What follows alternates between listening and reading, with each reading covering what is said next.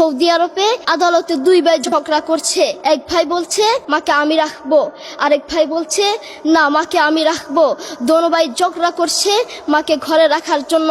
এরপর এক ভাই মাকে নিয়ে চলে যাচ্ছে, আরেক ভাই মাটিতে গড়া দিতে দিতে অবস্থা খারাপ। সৌদি আরবে আদালত হয় মা বাবাকে ঘরে রাখার জন্য, আর আমাদের দেশে আদালত হয় মা বাবাকে ঘর থেকে বের করার জন্য। ঠিক কিনা? যুবক, তোমাকে বলছি, তোমার বন্ধু তোমার আপন নয়, তোমার বউ তোমার আপন নয়, তোমার শ্বশুর শাশুড়ি তোমার আপন নয়। এই পৃথিবীর বুকে আপন হলো তোমার মা এবং তোমার বাবা। ছেলে বিদেশ থেকে এসে শ্বশুর বাড়িতে গিয়েছে, তারা তাকে উল্টা পাল্টা বুঝিয়েছে। এখন বাড়িতে এসে সে বলছে মা তুমি আমার টাকায় খাও, আমার ঘরে থাকো, আবার আমার বউকে পিটাও। এই কথা শোনার পরে মা বাথরুমে গিয়ে আধা ঘন্টা কাঁদতে লাগলেন।